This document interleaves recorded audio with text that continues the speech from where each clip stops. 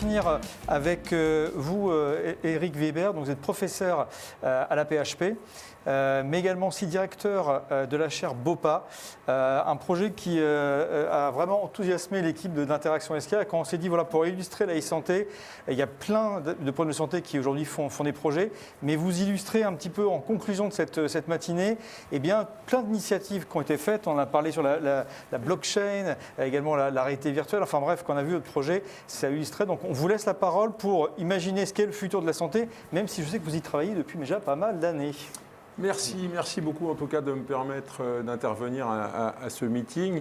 En effet, je travaille à l'hôpital Paul Brousse, je suis PUPH à l'université Paris-Saclay en chirurgie hépatique et en transplantation, et donc j'ai créé cette chaire innovation BOPA. Chaire innovation BOPA, ça veut dire bloc opératoire augmenté.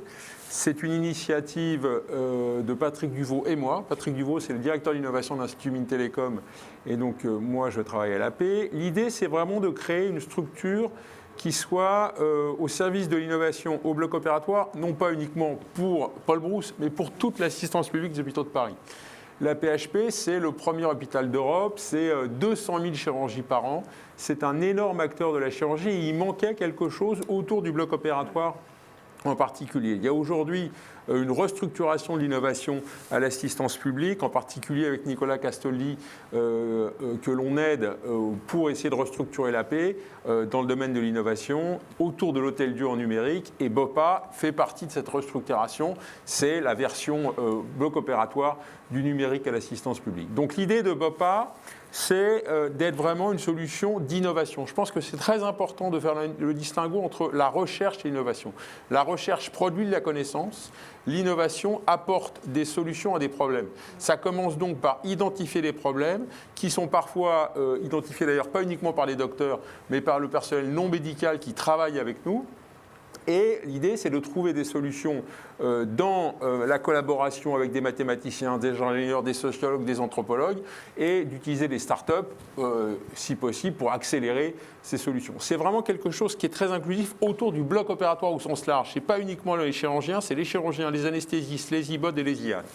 Donc, je travaille là, moi, qui est le centre hépatobiliaire, qui est un très gros lieu de chirurgie hépatique et de transplantation. Et l'idée a été de créer BOPA, justement, à distance, mais très proche du bloc opératoire. L'idée, c'est qu'on a 250 mètres entre cette chaire d'innovation BOPA et le centre hépatobiliaire et un vrai bloc opératoire. Donc, l'idée, c'est qu'on veut, à travers cette chaire innovation BOPA, approcher et améliorer la qualité des soins en abordant le problème de deux manières. Une approche qui est à la fois humaine et technologique.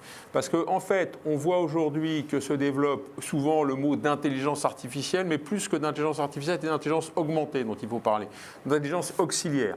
Donc l'idée, c'est de faire aussi comprendre aux chirurgiens en particulier qu'ils ne vont pas être remplacés, qu'ils vont être augmentés, qu'ils vont être améliorés par de la technologie. Et ça nécessite aussi de transformer probablement notre rapport à l'erreur, qui est un vrai sujet sur lequel je travaille beaucoup. Et d'ailleurs, je sors un livre très prochainement justement sur ce droit à l'erreur et ce devoir de transparence que, à mon avis, il faut modifier dans le domaine chirurgical et dans le médical en particulier.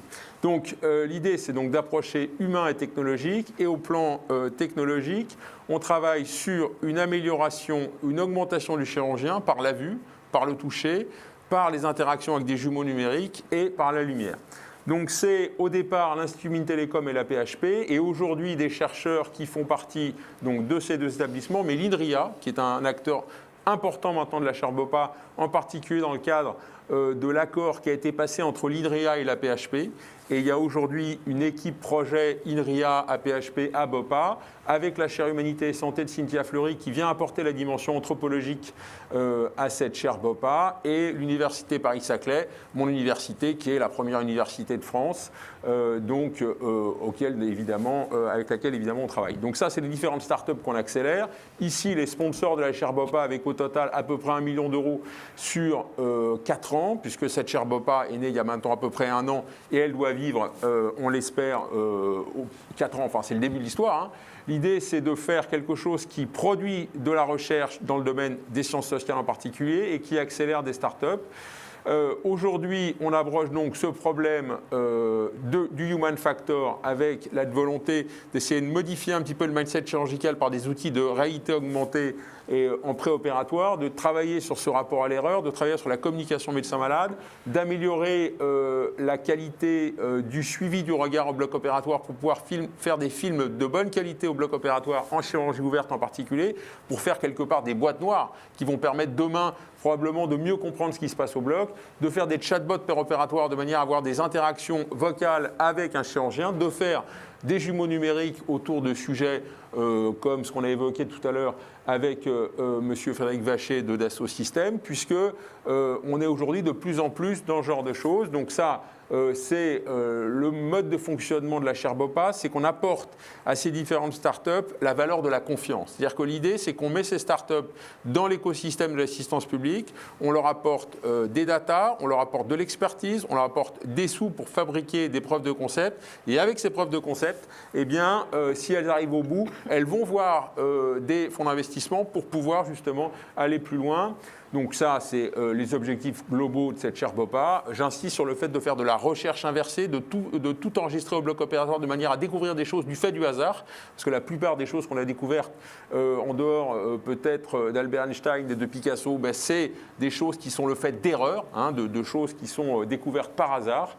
Donc typiquement, le genre de choses qu'on développe, voilà, ça c'est des outils avec des lentilles qui vont permettre de pouvoir suivre le regard du chirurgien en péropératoire avec des objectifs de faire de la téléexpertise. Ça, c'est la chatbot péropératoire qui va permettre justement de pouvoir interagir avec un bot qui va nous poser des questions, à qui on va poser des questions en péropératoire. Ça, c'est des jumeaux numériques. Malheureusement, la vidéo se lance pas, mais l'idée, c'est qu'on a développé avec l'INRIA des outils qui sont des jumeaux numériques dans le domaine de la chirurgie hépatique, aussi bien au plan anatomique que fonctionnel, avec voilà, ici ce genre d'outil. Vous voyez que ça, c'est l'organe en 3D du malade qui est matché avec la réalité, ce qui permet d'aller repérer des toutes petites métastases hépatiques qui ont disparu sous l'effet de la chimiothérapie. Donc ça, ce n'est pas de la recherche, c'est quelque chose qu'on commence à utiliser en clinique, avec en particulier des choses très intéressantes dans le domaine de la planification, de la simulation, de l'apprentissage de la chirurgie, avec derrière, évidemment, des grosses machines qui vont permettre de pouvoir capter toutes ces informations. Ça, c'est typiquement le genre d'acteur qui a aujourd'hui sur le marché comme Touch Surgery, qui est une solution de stockage de vidéos pour pouvoir analyser. Il y en a plusieurs, celle-là parmi d'autres. L'idée générale de BOPA, c'est de créer quelque chose qui est un campus numérique pour l'enseignement et l'innovation, avec comme acteurs principaux la PHP et l'Institut Mines-Télécom, et autour de ces acteurs historiques, l'INRIA, l'Université Paris-Saclay, la chaire Humanité Santé, la région Île-de-France, et probablement 2-3 grands acteurs, en particulier Orange, Medtronic, Capgemini, et j'espère Dassault Systèmes, puisqu'on aura l'occasion de discuter à l'occasion de ce meeting. Voilà, donc cette chaire BOPA, c'est quelque chose qui a à peu près maintenant 6-8 mois, c'est vraiment en développement. Et l'idée, c'est vraiment de réfléchir à une meilleure collaboration entre le public et le privé autour d'une très grosse structure de soins comme l'assistance publique. Bien, professeur Weber, vous illustrez parfaitement avec cette conclusion eh bien, la dynamique de l'e-santé avec tous les partenaires que vous venez de citer. Donc encore un grand merci. Merci.